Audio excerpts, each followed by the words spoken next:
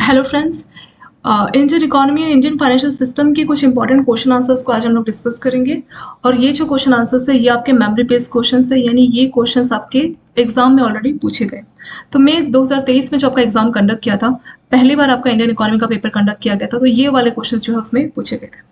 तो पहला क्वेश्चन था हमारा, what is public provident fund scheme. ठीक है, टॉपिक के क्वेश्चन आंसर स्टार्ट करने से पहले मैं आपको बताना चाहूंगी कि आपकी जो टू हैंड्स की ऐप है वहां पे आपको 350 से 400 के आसपास इंपॉर्टेंट क्वेश्चन आंसर्स मिल जाएंगे, जिसमें आपका इंडियन इकोनॉमी के सारी जो बुक है उसमें से मोस्ट इंपॉर्टेंट जो क्वेश्चन आंसर्स है वो आपको 400 क्वेश्चन आंसर्स के पीडीएफ में मिल जाएंगे। तो आप लोग टू हैंड्स की ऐप डाउनलोड कर सकते हैं और वहां से फ्री में ये क्वेश्चन आंसर्स को जो पीडीएफ है उसको आप अवेल कर सकते हैं। और ये क्वेश्चन आंसर्स का पीडीएफ आपको टू हैंड्स की ऐप में भी मिल जाएगा, और टू हैंड्स का जो आपका टेलीग्राम चैनल है वहां पे भी आप इसको ज्वाइन कर सकते हैं। पीडीएफ आपको डायरेक्ट उस चैनल के थ्रू भी अवेलेबल हो जाएगी। ये काफी इंपॉर्टेंट क्वेश्चन आंसर्स है, क्योंकि इस पर जो आपका मे में एग्जाम पूछा गया था कई सारे क्वेश्चंस डायरेक्ट इसी वाले क्वेश्चन आंसर्स की पीडीएफ से, तो आप आइडिया लगा सकते हैं कि ये काफी ज्यादा आपके एग्जाम के लिए इंपॉर्टेंट है। चलिए क्वेश्चन पे आ जाते हैं। ये वाला क्वेश्चन आपका पूछा गया था। क्वेश्चन एक्चुअली इसमें ये था कि जो पब्लिक प्रोविडेंट फंड है इसका लॉक इन पीरियड कितना होता है। ठीक है, 1 नंबर का पूछा गया था। तो लॉक इन पीरियड कहाँ पे, ये देखिए, लॉक इन पीरियड 15 ईयर्स। तो ये आपका 1 नंबर में था। ऑप्शन था 15 ईयर्स, 20 ईयर्स, इस तरह से। तो जो 15 ईयर्स है वो हमारा लॉक इन पीरियड। तो ये वाला क्वेश्चन 1 नंबर का इसमें से आपका पूछा गया था। ये वाला जो टॉपिक आपको वहां पे भी मिल जाएगा। तो क्वेश्चन थोड़ा सा देखते हैं। What is public provident fund scheme, ये क्या होता है। Public provident fund scheme was launch by national saving institute, NSI के द्वारा इसको लॉन्च किया गया, and is one of the post office saving scheme. ये एक अच्छी important post office saving scheme है। PPF is one of the popular government investment. तो इसमें क्या होता है कि गवर्नमेंट का इन्वेस्टमेंट का बेस्ट एक ऑप्शन है, आप बोल सकते हैं। लॉक इन पीरियड पीपीएफ का आपका 15 साल का होता है, और जैसे ही 15 साल पूरा होगा उसके बाद आप इसको 5 साल के लिए और बढ़ा सकते हैं। तो 15 ईयर्स के लिए रहता है शुरू में, बट बाद में चाहे तो आपकी मर्जी है तो आप उसको 5 साल के लिए और एक्सटेंड कर सकते हैं। पीपीएफ कंट्रीब्यूशन, तो जो पीपीएफ में आप पैसा देते हैं उसको आप टैक्स में डिडक्शन के तौर पे क्लेम कर सकते हैं। इन्वेस्टमेंट कितना कर सकते हैं, इसमें आप 1.5 लाख तक का साल में इन्वेस्टमेंट कर सकते हैं। ठीक है, तो मिनिमम कितना होगा, तो मिनिमम 500 रुपए और मैक्सिमम लिमिट है 1.5 लाख पर ईयर। तो हर साल आप 500 रुपए से लेकर 1.5 लाख तक का इन्वेस्टमेंट कर सकते हैं, किसमें, पीपीएफ में।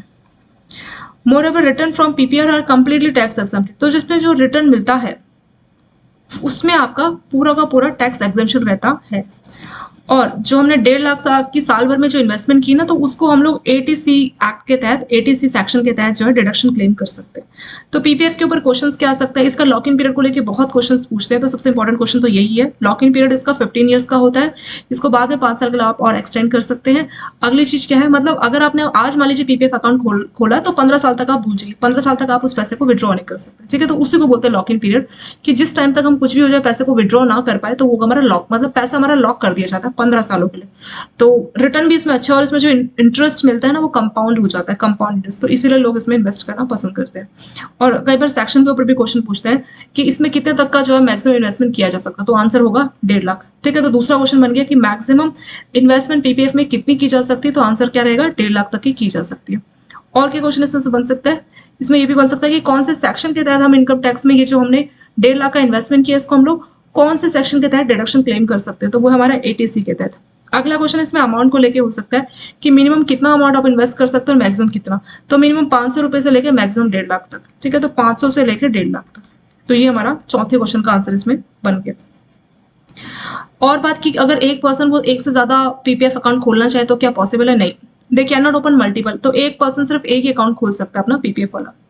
इंटरेस्ट आपका कंपाउंड रहता है, वो तो हम लोगों ने पहले यहाँ पे देख लिया। Public provident fund investment can be deposit in the form of lump sum amount और इन इंस्टॉलमेंट अप टू 12। आपकी मर्जी, आप चाहे तो 1.5 लाख साल में एक बार में जमा कर दीजिए। ठीक है, आज है तो आज ही पूरा 1.5 लाख जमा कर दीजिए, या फिर थोड़ा थोड़ा करके पूरे साल भर में आप कितना भी जमा कर सकते हैं। ठीक है, तो 1.5 लाख मैक्सिमम होगा। चाहे तो पूरा एक बार में लमसम, या इंस्टॉलमेंट की फॉर्म में 12 महीने तक आप इसको जमा कर सकते हैं। Any Indian citizen can avail the benefit of this scheme. तो इंडिया का कोई भी सिटीजन इस स्कीम को, पीपीएफ स्कीम को ओपन कर सकता है। However, NRI and Hindu undivided family are not eligible. कोई एनआरआई है या हिंदू अनडिवाइडेड फैमिली जो कि हिंदू लॉ के तहत बनाई जाती है, ठीक है, तो क्या वो एलिजिबल है, नहीं, वो एलिजिबल नहीं है, वो पीपीएफ अकाउंट नहीं ओपन कर सकती। ठीक है, तो क्या पीपीएफ के जो पैसा है उसको सिक्योरिटी मान के लोन दिया जा सकता है, yes. Investors can avail a loan against PPF investment and such loan can be avail between 3rd and 5th।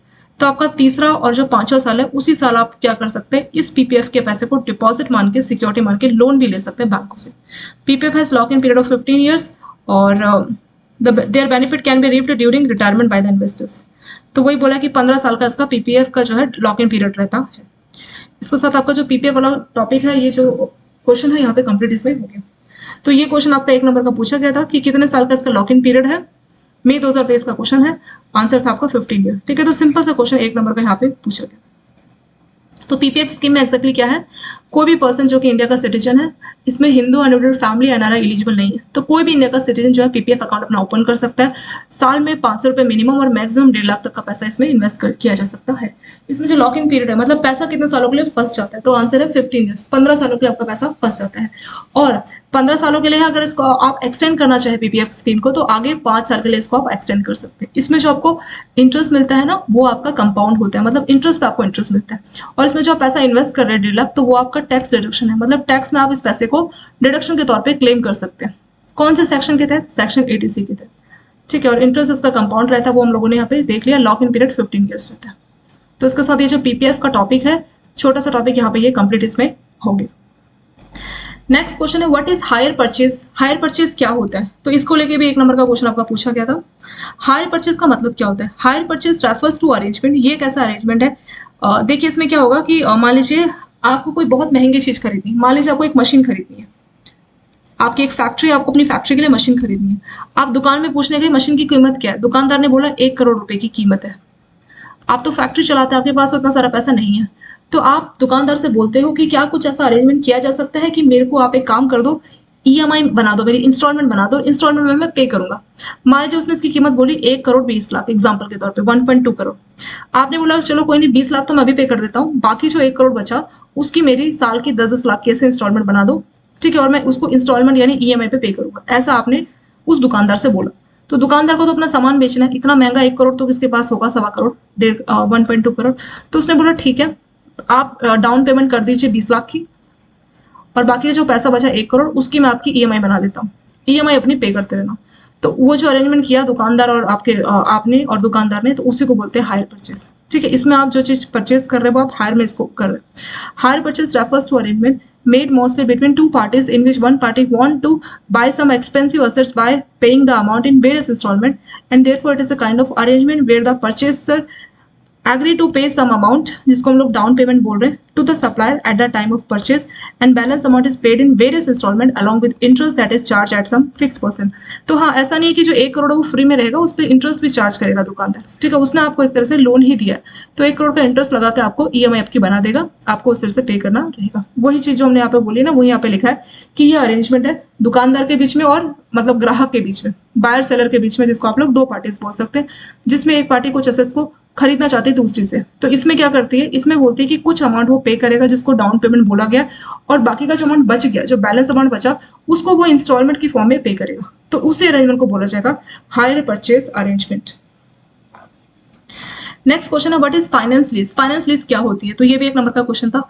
Finance lease को हम लोग बोलते हैं capital lease, is one which usually covers the whole useful life of the assets. Financial lease को ऐसे समझ सकते हैं, मान लीजिए लीज में क्या होता है कि कोई चीज हम लोग किराए में लेते हैं ना। आपने मान लीजिए कोई घर, कोई दुकान किराए पे ली, तो वो आपने लीज पे ली है, तो लीज पे वो प्रॉपर्टी हमारी नहीं है, हम उसके ऑनर नहीं है, हम ऑनर नहीं है, बट हमने पोजेशन, मतलब हम उसमें रह रहे हैं, हमारे पोजेशन में है वो, पर हम उसके ऑनर नहीं है, तो उसी को लीज बोलते हैं। आप मान लीजिए बैंक में जॉब करते हो, तो आपकी हर 3 साल में ट्रांसफर हो जाती है, 5 साल में ट्रांसफर होती है, तो हर 3 साल में अपनी ट्रांसफर जो होती है, तो आप हर जगह पे एक नई प्रॉपर्टी तो नहीं खरीद सकते, तो आप क्या करते हैं, लीज पे मतलब रेंट पे एक घर ले लेते हैं और फिर 3 साल तक वहां पे रहते हैं, बदले में आप उसका रेंट पे करते हैं। ठीक है, तो लीज वही है। फाइनेंशियल लीज में क्या है कि अगर मान लीजिए आप कोई चीज ले रहे हैं रेंट पे, मान लीजिए आप कोई कार ले रहे हैं रेंट पे, एग्जाम्पल, कोई भी चीज आप रेंट पे ले सकते हैं ना लीज पे, और उस कार की लाइफ है मान लीजिए 15 साल, वो कार आप 15 साल तक इस्तेमाल कर सकते हो। और आपने क्या किया, लीज पे किसी से कार ले ली, वो बदले में आपसे हर महीने कार का किराया ले रहा है। ठीक है, लीज पे कार ले और आपने कितने साल के लिए ली, मान लीजिए 13 साल के लिए ले ली, तो ये ऑलमोस्ट उसकी लाइफ है, मतलब लाइफ ही कार की 15 साल है और आपने उसको 13 साल तक लीज में ली, तो इस वाली टाइप की लीज को बोलते हैं फाइनेंस लीज। मतलब ये ऑलमोस्ट जो आपकी लाइफ है, जो आपका असेट है, उसकी ऑलमोस्ट लाइफ को कवर करता है। तो उतने टाइम के लिए अगर आपने कोई लीज ली है, तो उसको बोला जाएगा फाइनेंस लीज। ठीक है, वही लिखा है। फाइनेंस लीज को हम लोग कैपिटल लीज का भी नाम जानते हैं। ठीक है, तो फाइनेंस लीज या कैपिटल लीज एक ही चीज है। Is one usually covers the full useful economic life of the assets over a period of time that is close to economic life. तो जितनी उसकी लाइफ है उसी के टाइम, उसी लाइफ के आसपास का जो टाइम है, मान लीजिए 15 साल की लाइफ है और आपने 13-14 साल के लिए अगर कोई एसेट लीज पे ले ली, 13-14-15 साल कितने भी, तो उसकी अप्रोक्स जो लाइफ है उतने टाइम के लिए आपने उसको लीज पे ले लिया, तो उस वाली लीज को बोलते हैं फाइनेंस लीज। अगला आता है हमारा question, what is operating lease. Operating lease क्या होता है? ये बिल्कुल उसी का उल्टा है। मान लीजिए कोई असेट जिसकी लाइफ है 15 साल और आपने उसको 2 या 3 साल के लिए, 3 इयर्स के लिए आपने लीज पे लिया है, तो इस वाली लीज को बोलते हैं operating lease. Operating lease is a lease, ये भी टाइप की होती है lease, in which the period of lease is short, इसमें थोड़े टाइम के लिए हम लोग लीज पे लेते हैं, when compared to useful life of the assets or equipment being leased। तो अगर हम उसकी लाइफ की कंपैरिजन करें तो उसके कंपेयर में बहुत छोटे टाइम के लिए, शॉर्ट ड्यूरेशन के लिए उस असेट को हम लोग लीज पे लेते हैं। Operating lease is mostly use to acquire assets on a relatively short period basis, तो छोटे टाइम के लिए इसको लीज पे लिया जाता है। इसका इन्होंने एग्जाम्पल भी दिया, an aircraft which has economic life of 25 years. Aircraft है मान लीजिए जो कि 25 साल का लाइफ है, जिसको किसी कंपनी ने, एयरलाइन कंपनी ने 5 साल के लिए लीज पे लिया है, तो ये एग्जांपल हो जाएगा ऑपरेटिंग लीज का। तो लाइफ है उसकी 25 साल और सिर्फ 5 साल के लिए लीज पे लिया, तो ये हो जाएगा ऑपरेटिंग। और अगर मान लीजिए लाइफ है 25 साल और आपने 20 साल के लिए या 22 साल के लिए लीज पे लिया, तो हो जाएगी आपकी फाइनेंस लीज। तो आइडिया लग गया होगा आपको फाइनेंस या ऑपरेटिंग। ऑपरेटिंग में क्या होता है, जो उसकी लाइफ है ऑलमोस्ट उतने टाइम के लिए आपने उसको लीज पे ले लिया। ऑपरेटिंग में बिल्कुल उसका उल्टा है, जितनी उसकी लाइफ है उसके बहुत छोटे टाइम के लिए आप उसको लीज पे लेते हैं, तो वो हो जाती है हमारी ऑपरेटिंग लीज। ठीक है, तो वही यहाँ पे लिखा है कि बहुत जो छोटी लाइफ, बहुत छोटा time as compare to whole life के लिए अगर हम लीज पे लेंगे तो वो होता है ऑपरेटिंग लीज। ये क्वेश्चन भी 1 नंबर का पूछा गया था। What is leverage lease. Leverage lease क्या होता है? Leverage lease is arrangement where the lessor borrow a portion of the purchase price from someone lenders. ठीक है, इंस्टीट्यूशंस। तो यहाँ पे क्या कर रहा है, जो बोरोवर है, बोरोवर क्या कर रहा है कि मान लीजिए कोई पर्सन है, उसने कोई दुकान किराए पे ली, ठीक है, कोई दुकान खरीदी, तो दुकान खरीदने के लिए उसने जो लोन लिया वो बैंक से लिया। ठीक है, तो दुकान बैंक ने उसको लोन दिया और उससे उसने दुकान खरीदी। जो दुकान की पेमेंट आ रही है, जो रेंट आ रहा है दुकान का, तो उसी को सिक्योरिटी मान के बैंक ने लोन दिया। एक तो प्रॉपर्टी है ही, दुकान तो है, प्लस वो जो रेंट आ रहा है उसको सिक्योरिटी मांग के बैंक ने आपको लोन दिया। तो इस टाइप की लीज को बोलते हैं लेवरेज लीज। तो यहाँ पे जो पर्सन रह रहा है, मतलब जो रेंट पे कर रहा है, जिसको आप लीजर बोलेंगे, जो किराए पे रह रहा है दुकान पे, तो उसके लिए जो लीज होगी ये होगी लिवरेज लीज। क्योंकि इस पे जो जिस दुकान को उसने लीज पे लिया है ना, तो वो दुकान उसकी खुद की नहीं है, वो जो ऑनर है उसकी खुद की नहीं, वो दुकान भी उसने लोन के पैसों से ली है। अगर ऑनर की खुद की होती तो वो आपका फाइनेंस या ऑपरेटिंग वाला एग्जांपल होता। ठीक है, फाइनेंस पूरे टाइम के लिए, ऑपरेटिंग छोटे टाइम के लिए। तो लिवरेज लीज का मतलब कि जो दुकान किराए पे ली गई है, उस दुकान के भी वो दुकानदार की नहीं है, वो दुकान को खुद लोन पे लिया हुआ है दुकानदार ने, और जो रेंट आ रहा है उसको सिक्योरिटी, और दुकान को सिक्योरिटी मान के बैंक ने उसको लोन दिया गया। तो वही लिखा है कि इसमें जो लोन है वो असेट, मतलब जो असेट है, चाहे वो दुकान कुछ भी बोल लीजिए उसको, और जो उसकी रेंट आ रही है उसको सिक्योरिटी मान के बैंक ने लोन दिया होता है। The loan is repaid. तो लोन की रिपेमेंट कैसे करेगा? लीजर या लीसी, मतलब या तो दुकान किराएदार सीधे बैंक को पेमेंट दे सकता है, या फिर जो दुकानदार है जिसने दुकान खरीदी है वो जाके बैंक को पेमेंट देगा। ठीक है, तो वो जो रेंट आ रही है उसको सिक्योरिटी मान के बैंक ने लोन दे दिया, और उसी लोन वाली दुकान को जो है कस्टमर ने, बैंक के कस्टमर ने लीज पे चढ़ा दी, तो वो वाली लीज होती है हमारी लिवरेज लीज। एक है sale and lease back lease. Sale and lease back में क्या होता है, देख लीजिए, इसको ऐसे समझेंगे। मान लीजिए आपकी एक फैक्ट्री है, ठीक है, आपने क्या किया, अपनी फैक्ट्री को किसी को बेच दिया। फैक्ट्री आपने क्या कर दी, सेल कर दी, पहला काम। फिर आप क्या करते हैं, जिसको आपने बेची है वही आपको वो फैक्ट्री जो है लीज पे देता है, और अब आप उसका किराया दे रहे हैं। फर्क क्या है, पहले आप उसके मालिक थे, अब आप उस दुकान के किराएदार बन गए। ठीक है, तो वो होती है सेल एंड लीज बैक। तो इसमें मान लीजिए फैक्ट्री की कीमत है 40 लाख, तो आपने दुकान 40 लाख में अपनी फैक्ट्री बेच दी, किसको, बी को बेच दी। ठीक है, आप है ए ने अपनी फैक्ट्री 40 लाख में बी को बेच दी, तो ए के पास क्या आ गया, ए के पास आ गए 40 लाख रुपए। ठीक है, अब ए ने क्या किया, जो 40 लाख रुपए उसको अपने बैंक पर रख लिया डिपॉजिट करके, प्लस वो जो उसकी फैक्ट्री है उसने बी को बोला कि ये जो फैक्ट्री अब तुम्हारे पास है, जिसके तुम मालिक हो, तो क्या मुझे तुम ये किराए पे दे दोगे, मैं इसके लिए तुम्हें लीज किराया जो पे कर दूंगा। तो बी उसके लिए एग्री हो जाता है। तो अब ए ने क्या किया, वो जो दुकान जो उसकी खुद की थी, जिसको भी बेच चुका है, उसने उस चीज को लीज पे ले लिया। तो उसी को बोलते हैं सेल एंड लीज बैक, बेच देना और उस चीज को लीज पे वापस ले लेना। In case of sale and lease back situation is different. यहाँ पे केस ही अलग है। Lessee is already the owner of assets. तो जो लीसी है वो उसका ऑनर था। लीसी मतलब जो किराएदार, मतलब जिसने उसको रेंट पे लिया है, तो पहले उसका ऑनर था, और उसने क्या किया, उसने उसको बेच दिया, लेजर को उसने बेच दिया, और बाद में उसको बोला कि अब तो तुम उसके मालिक बन गए, मेरे को एक काम करो, मैं तो मालिक नहीं हूँ उसका, मुझे एक काम करो, तुम उसको लीज पे मेरे को किराए पे दे दो, मैं इस दुकान को, इस फैक्ट्री को किराए पे इस्तेमाल करूंगा। बहुत से आपने एग्जाम्पल देखे होंगे, अड़ोस पड़ोस में घर बिक जाता है, फिर भी वो लोग उसी घर में रह रहे होते हैं। क्यों? क्योंकि पहले वो उनके उस घर के मालिक थे, अब उन्होंने घर को बेच दिया, वो किराएदार के तौर पर उस घर पे रह रहे हैं। ठीक है, तो ये भी आपका एग्जाम्पल हो जाएगा सेल एंड लीज बैक। क्योंकि जो घर खरीदने वाला है उसने मान लीजिए किराए के पर्पज के लिए उस घर को खरीदा कि चलो किराया आता रहेगा, तो अब क्या हुआ कि घर तो बिक चुका है।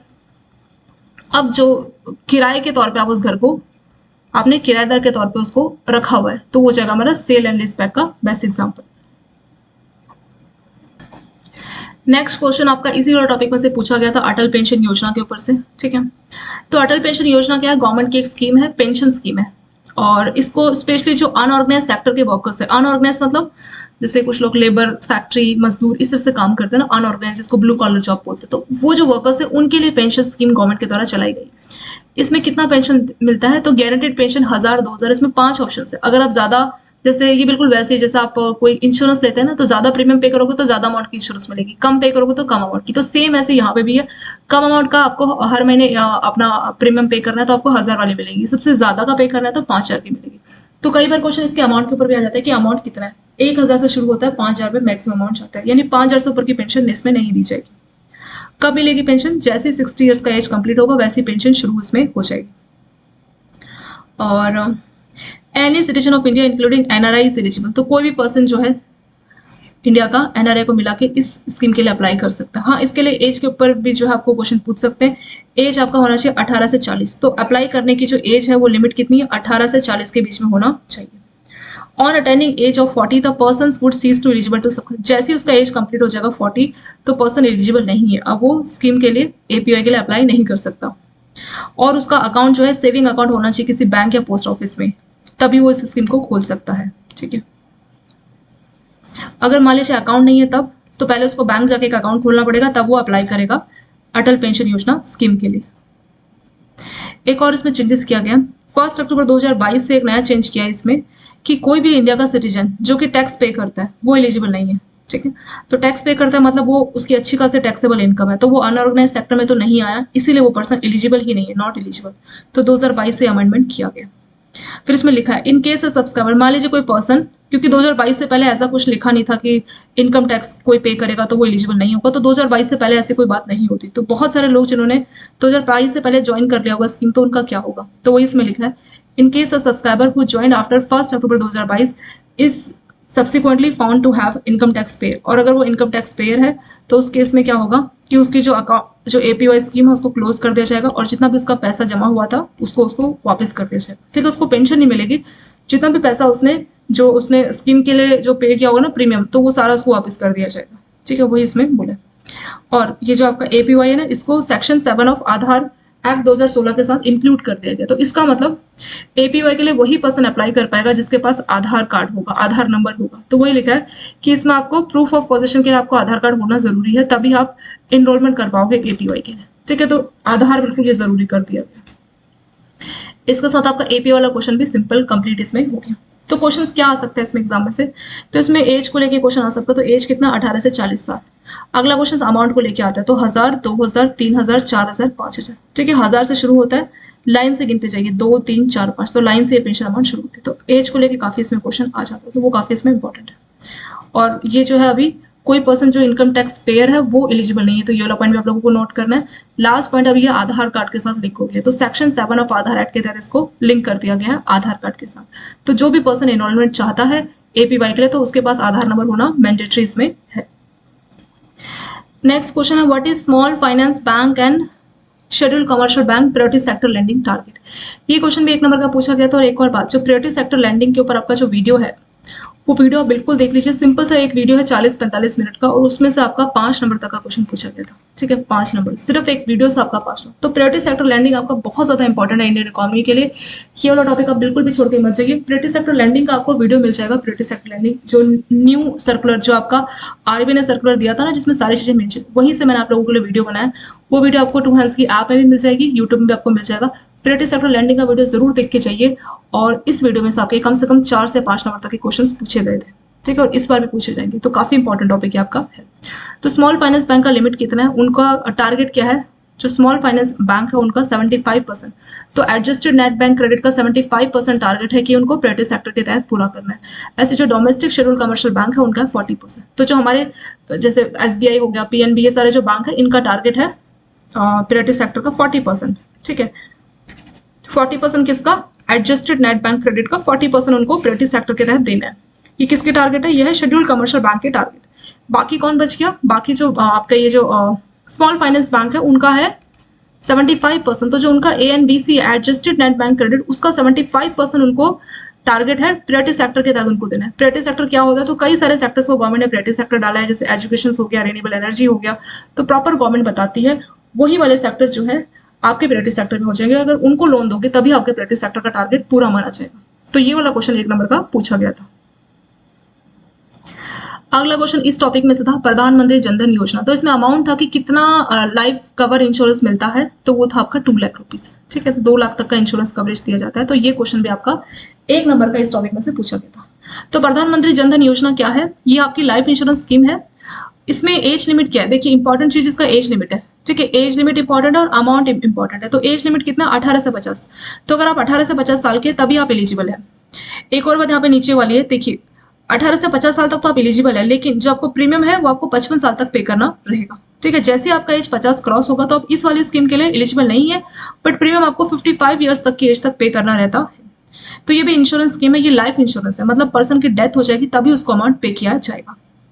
और ये ऑटो डेबिट है, मतलब अकाउंट से आप हर साल जो है ऑटोमेटिकली अमाउंट को डेबिट करा सकते हैं। आधार होना जरूरी है, वही आपका प्राइमरी KYC है। और इसमें आपका लाइफ इंश्योरेंस कवरेज 2 लाख रुपए तक का होगा। ठीक है, और इसमें जो टाइमिंग आपकी जाती है वो जाती है 1 जून। तो जो उसका टाइमिंग है, टाइमिंग भी याद कर लीजिए, 1 जून से 31 मई तक जो आपका इंश्योरेंस कवरेज रहता है। इसको आप लोग हर साल रिन्यू करते हैं। रिस्क कवर क्या रहता है? 2 लाख। अगर पर्सन की डेथ हो जाती है, किसी भी कारण की वजह से डेथ हो जाती है, तो उसको 2 लाख तक का इंश्योरेंस कवरेज दिया जाता है। तो अमाउंट क्या है? पहली बात ये जो आपकी SBJJY ना, ये आपकी लाइफ इंश्योरेंस है, मतलब डेथ हो जाएगी तभी पैसा दिया जाएगा। और कितना है? 2 लाख तक का अमाउंट दिया जाएगा। किसी भी कारण से डेथ हो जाता है तो वो आपका PMJJBY में आएगा। और यहाँ पे 50 साल के बाद आप इसमें एंट्री नहीं कर सकते, लेकिन आपका जो सालाना जो रिन्यूअल है वो आप 55 तक करा सकते हैं। ठीक है, तो 55 तक आप कराएंगे। जैसे ही 55 की एज में आपने कराया होगा तो 1 जून 55 से 31 मई 56 तक आपका कवरेज रहेगा। और जैसे ही आप 55 क्रॉस करोगे तो आप इसको रिन्यूअल नहीं करा पाओगे और उसके बाद आप इसके लिए एलिजिबल नहीं है। तो इसमें कवरेज क्या, अगर मान लीजिए 56 में पर्सन की डेथ होती है 57 में, तो क्या उसको पैसा मिलेगा? कुछ भी नहीं मिलेगा। क्यों? क्योंकि 55 तक ही आप रिन्यूअल करा सकते हो। तो जब तक आप 56 तक के हुए तब तक आपको इंश्योरेंस कवरेज प्रोवाइड दी जाएगी। जैसे आप 57-58 के हो गए कोई कवरेज नहीं मिलेगी। ठीक है, इस तरीके से काम करता है। सालाना इसका जो प्रीमियम अमाउंट है 436 है। जितने महीने बच जाते हैं उस सबसे प्रीमियम अमाउंट भी चेंज होता है। कैसे? मान लीजिए कोई पर्सन नवंबर में आ रहा है तो इसका तो टाइम फिक्स है जून से लेके 31 मई।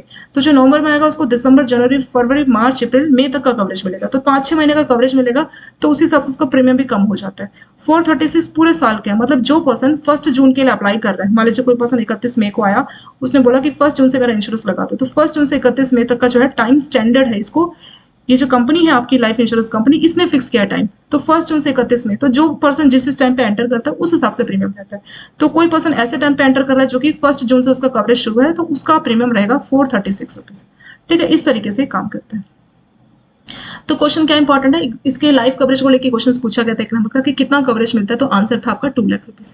एज को लेकर भी क्वेश्चन आ सकता है 18 से 50 साल, लेकिन जो प्रीमियम है आप उसको 55 साल तक रिन्यूअल करा सकते हैं। प्रीमियम के ऊपर भी आ सकता है कि सालाना प्रीमियम कितना जाता है, 436 रुपये सालाना प्रीमियम आपको इसमें पे करना रहता है। ये भी क्वेश्चन पूछा गया था आपका सुरक्षा बीमा योजना के ऊपर। ठीक है, प्रधानमंत्री सुरक्षा बीमा योजना क्या है?